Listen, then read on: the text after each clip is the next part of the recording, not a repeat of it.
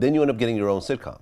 It was a long time before I got my sitcom. I did a Okay, thing called so real quick, the Kings of Comedy, was that before or after the sitcom? way after the sitcom. Well, what happened Okay. was, I used to not be able to. So I would go out on the road, and the most money I ever made on the road opening for somebody was I think Martin Lawrence was playing the Palladium, and he needed a warm up act. He needed an opening act.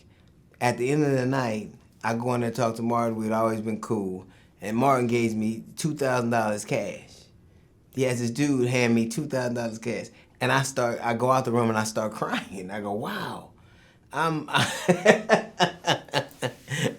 I get home and I go, baby, Martin gave me $2,000 cash because it was, everything was $400 here and $1,000 here. It was real piecemeal, and so that was my thing.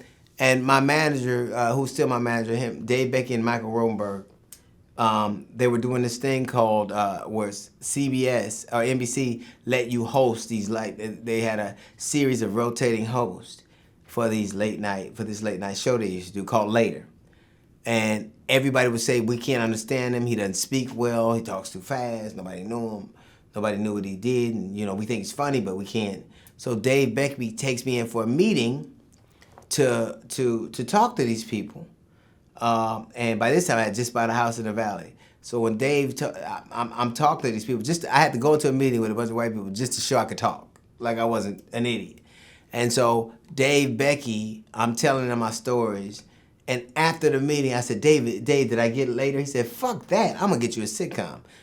A week later, I did a set at the Laugh Factory, meet with these cats called from Greenblatt and Jan Larry. They gave me a sitcom.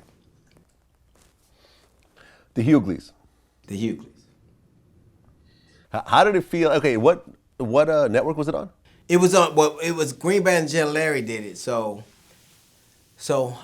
my first meeting with Dave, and I had just signed with a new agency. So I got an agent after I did the Laugh Factory. Jamie Masada gave me a spot at the Laugh Factory. It was an industry showcase.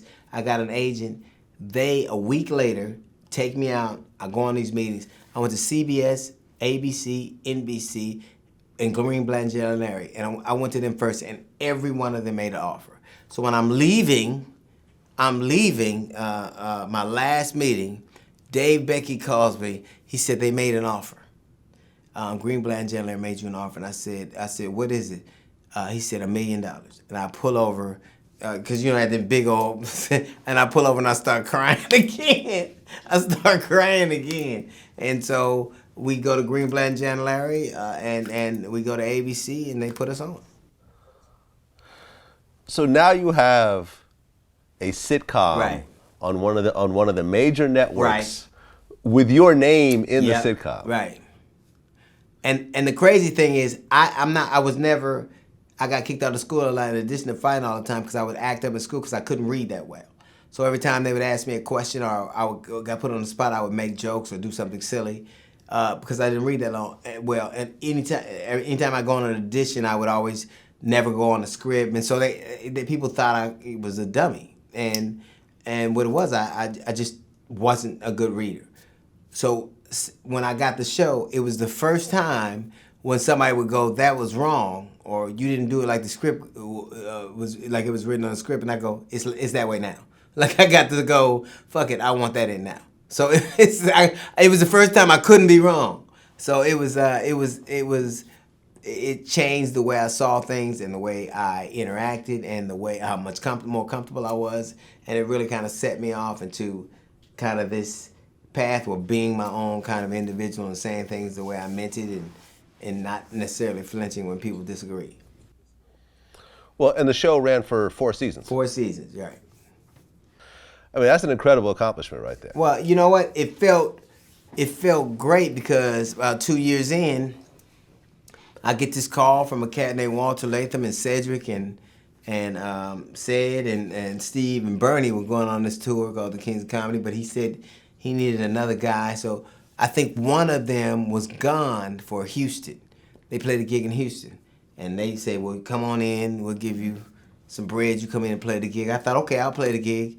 And I killed. So they asked me to do it again.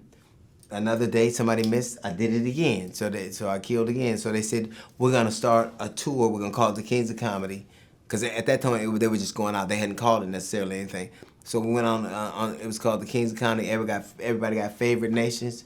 We start this 2-year tour that culminates into the Kings of Comedy movie. 2-year tour. And I think it was like the most successful comedy tour ever at the time. It was the most at the time, and the highest grossing documentary and the biggest comedy film ever. So until Kevin Hart, so fuck him now. But yeah, but until him, yes, it really was. Yes.